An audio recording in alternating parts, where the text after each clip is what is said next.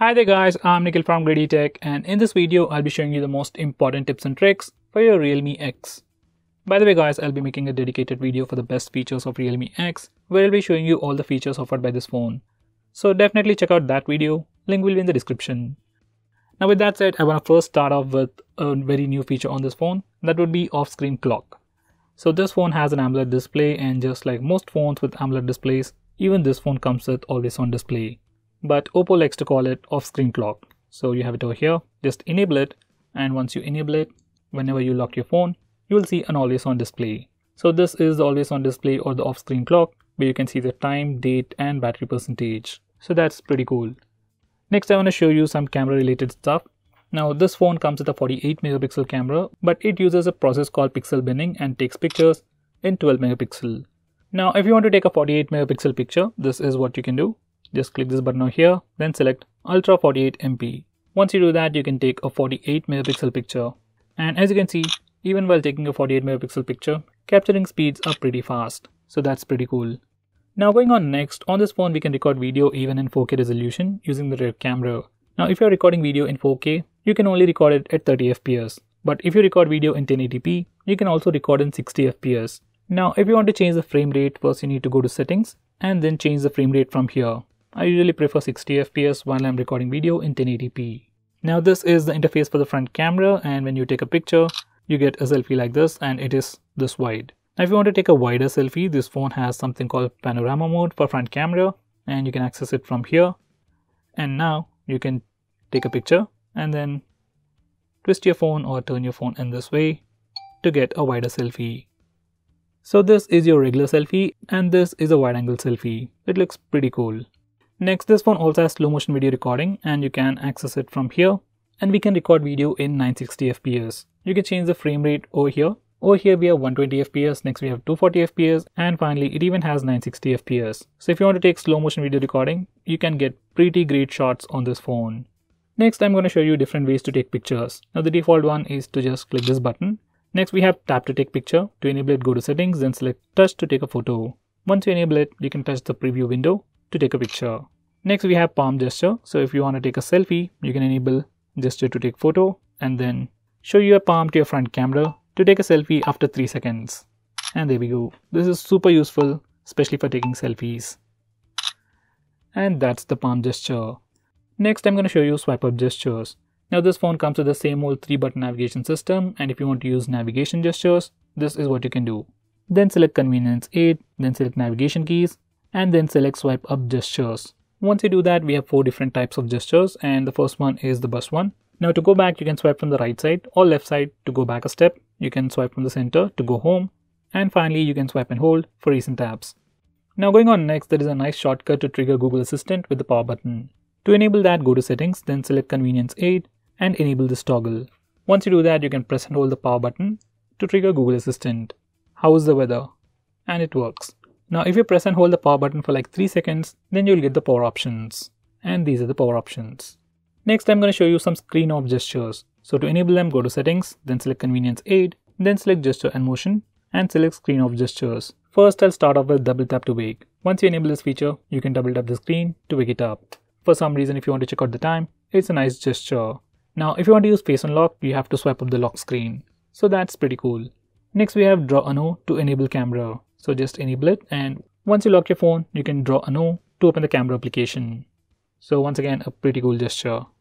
Next we have V to turn on the flash. Now once the phone is locked, you can draw a V gesture to turn on the torch. And there we go. To turn it off, just press the power button once. Next I'm going to show you how to use split screen mode on this phone.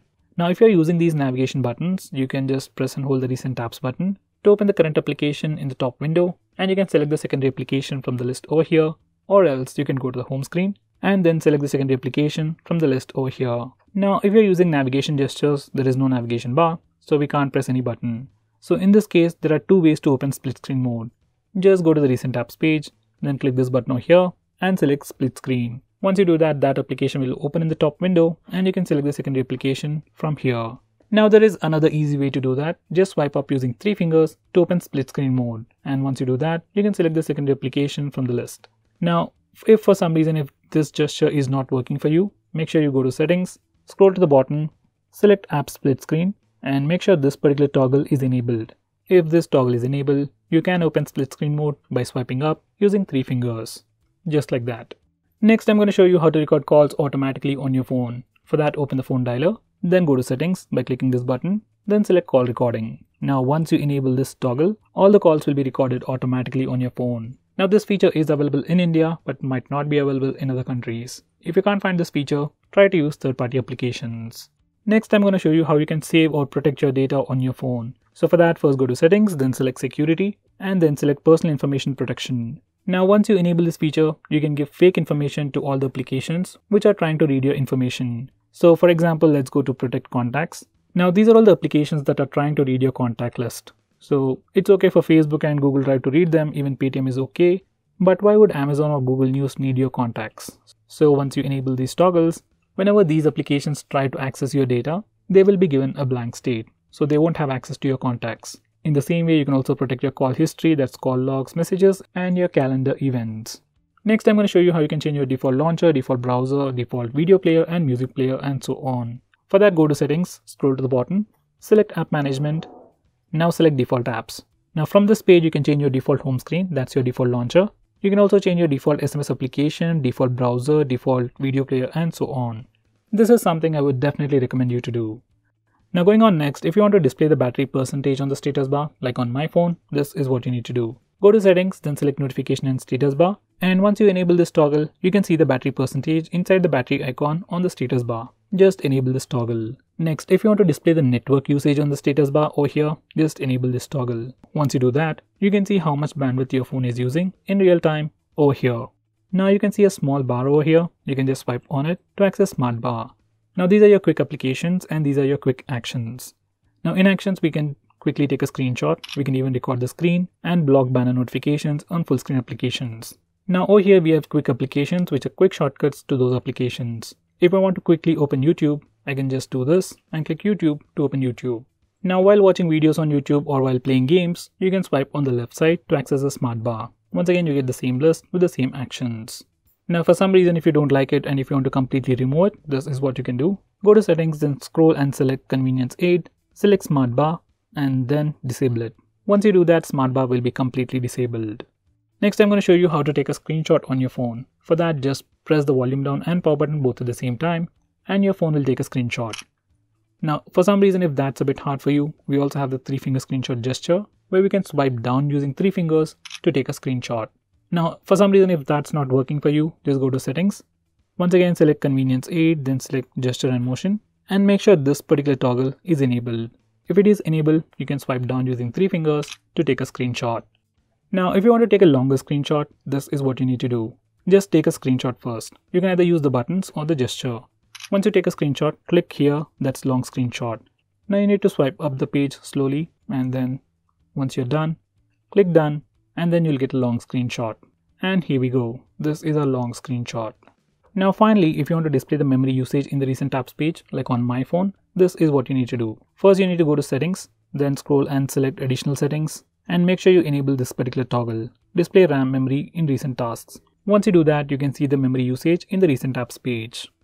Now going on next, I'm going to show you how you can change this fingerprint animation style. So for that, just go to settings, then select fingerprint, face and passcode, then select fingerprint, enter your password, and over here we have different animation styles. Just select the one that you like, and once you're done, just go back. And now it will be automatically applied. So this is the new animation. So it looks pretty cool.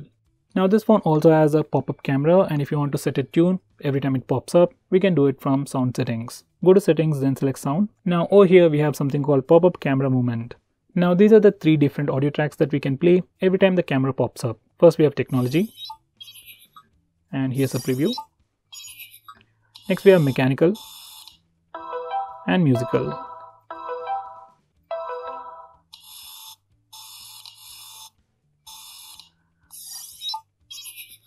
Now, if I was to go with a sound, I'll probably stick with technology. So here we go.